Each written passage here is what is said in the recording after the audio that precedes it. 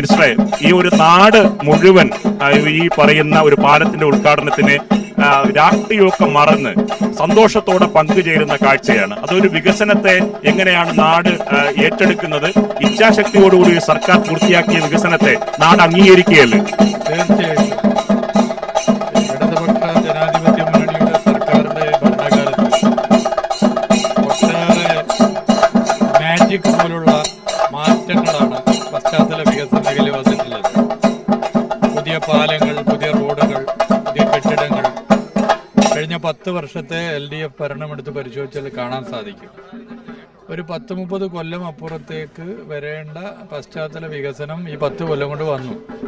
അതിന് കിഫ്ബി വഴി ഫണ്ട് കണ്ടെത്തി മുന്നോട്ട് പോയി.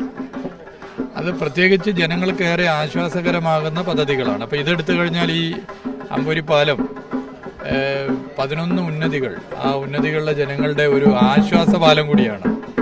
അപ്പോൾ എന്താണ് ഇടതുപക്ഷ ജനാധിപത്യ മുന്നണി ഭരണത്തിൻ്റെ വികസനത്തിൻ്റെ ഫോക്കസ്?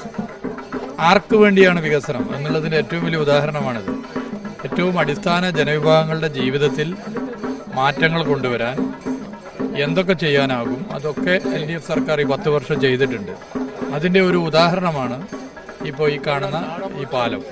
ഈ പാലത്തിന്റെ ഫണ്ട് എന്ന് പറഞ്ഞ കിഫ്ബി പദ്ധതിയിൽ ഉൾപ്പെടുത്തിയാണ്. ഈ കിഫ്ബിക്കെതിരെ സാധാരണ വലിയ തരത്തിലുള്ള വിമർശനം പ്രതിപക്ഷം ഉന്നയിക്കാറുണ്ട്. ഒരു കിഫ്ബി പദ്ധതി എങ്ങനെയാണ് നാടിന്റെ പുരോഗതിക്ക്, വികസനത്തിന് യാഥാർത്ഥ്യമാകുന്നതിനൊരു ഉദാഹരണം കൂടിയല്ലേ ഈ അമ്പൂരി കുമ്പിച്ചിൽ കടവ് പാലം? പ്രതിപക്ഷം അത് ഉയർത്തുന്നതിൽ പ്രത്യേകിച്ച് കാര്യമൊന്നുമില്ല. ഈ പറയുന്ന പ്രതിപക്ഷ MLA-മാരുടെ മണ്ഡലങ്ങളിലൊക്കെ വലിയ പുരോഗതി കിഫ്ബി പദ്ധതിയായിട്ട് ഉണ്ടായിട്ടുണ്ട്. ഞാൻ നേരത്തെ പറഞ്ഞില്ല, ഒരു 30 കൊല്ലം അപ്പുറത്തേക്കുള്ള ഒരു പദ്ധതിക്ക് ഇപ്പൊ പണമില്ലെങ്കിൽ 30 കൊല്ലം കാത്തു നിൽക്കണോ, ഇപ്പോ കടമായി പണം കണ്ടെത്തണോ? അതിപ്പോ കണ്ടെത്തുക, അതാണ് കിഫ്ബി. അങ്ങനെ കണ്ടെത്തിയതിന്റെ ഭാഗമായിട്ടാണ് ഇത്രയധികം പാലങ്ങൾ, റോഡുകൾ, കെട്ടിടങ്ങൾ നമ്മുടെ നാട്ടിൽ വന്നത്. പശ്ചാത്തല വികസനത്തിനൊരു കുതിപ്പിന് കാരണമായി. നമുക്ക് അതിനുള്ള പണമില്ല എന്ന് പറഞ്ഞ് കാത്ത് നിന്ന് പോകണോ? അതായത് ഇപ്പോൾ ജീവിച്ചിരിക്കുന്നവർ ഭൂമിയിലില്ലാത്തൊരു കാലത്ത് ഇത് വരണോ, അതോ ഈ കാലത്ത് തന്നെ ഇതൊക്കെ തന്നെ നാടിന് ആസ്വദിക്കാൻ പറ്റണോ, അനുഭവിക്കാൻ പറ്റണോ എന്നുള്ളതാണ് ചോദ്യം. അത് ഈ കാലത്ത് തന്നെ പറ്റണം. ആ കാഴ്ചപ്പാടാണ് കിഫ്ബി രൂപീകരിക്കുന്നതിന് കാരണമായത്. അങ്ങനെ കിഫ്ബി രൂപീകരിച്ചിട്ടില്ലായിരുന്നെങ്കിൽ ഇന്ന് കേരളത്തിൽ കാണുന്ന പോലെ 100 കണക്കിന് പാലങ്ങൾ, റോഡുകൾ ഇല്ലാതാകുമായിരുന്നു. എന്താവുമായിരുന്നു നമ്മുടെ സംസ്ഥാനത്തിന്റെ അവസ്ഥ? അല്ലെങ്കിൽ ജനസാന്ദ്രത കൂടുതലാണ്. ഇന്ത്യയിൽ ഏറ്റവും അധികം തിക്ലി പോപ്പുലേറ്റഡ് സ്റ്റേറ്റ് കേരളമാണ്. വാഹനപ്പെരുപ്പം കേരളത്തിലാണ്. അവിടെ ഇപ്പറഞ്ഞ പാലങ്ങളും റോഡുകളും ഒന്നും വന്നിട്ടില്ലായിരുന്നെങ്കിൽ എന്താകുമായിരുന്നു നമ്മുടെ നാടിന്റെ സ്ഥിതി? അപ്പൊ കിഫ്ബി എന്നുള്ളത് ഒരു കാഴ്ചപ്പാടിന്റെ ഭാഗമായി രൂപം കൊണ്ടതാണ്. LDF സർക്കാരിന്റെ 2016 വന്ന LDF സർക്കാരിന്റെ കാഴ്ചപ്പാടാണ് ഈ 10 വർഷം കൊണ്ട് ഈ കേരളം പശ്ചാത്തല വികസന മേഖലയിൽ ഒരു മാജിക് പോലെ ആർക്കും അത്ഭുതം തോന്നുന്ന വിധത്തിൽ മാറ്റങ്ങൾക്ക് വിധേയമായത്. ഒരു 5-8 വർഷം മുമ്പ് ഈ നാട്ടിൽ നിന്ന് പോയവർ തിരിച്ചു വരുമ്പോൾ ഇത് കേരളം തന്നെയാണോ എന്ന് ചോദിക്കുന്നിടത്തേക്ക് കേരളം എത്തി. എത്ര കാലത്തെ ഒരു ആഗ്രഹമാണ് ഈ പാലം, എത്ര കാലത്തെ. അപ്പോൾ ആ ആഗ്രഹം യാഥാർത്ഥ്യമാകുന്നു. ഇതിൻ്റെ ഗുണഭോക്താക്കൾ ഇവിടുത്തെ സാധാരണ മനുഷ്യരാണോ? 11 ഉന്നതികളിലെ അടിസ്ഥാന ജനവിഭാഗമാണോ? അതാണ് ഇടതുപക്ഷം, അതാണ് ഇടതുപക്ഷത്തിൻ്റെ കാഴ്ചപ്പാട്. അത് തന്നെയാണ് ഈ പൊതുവെ ജനങ്ങൾ സംസ്ഥാനത്ത് ഇടതുപക്ഷ സർക്കാർ ഉണ്ടെങ്കിലേ ഇതൊക്കെ നടക്കൂ എന്നുള്ള ചിന്താഗതിയിലേക്ക് എത്തുന്നതിൻ്റെയും കാരണം.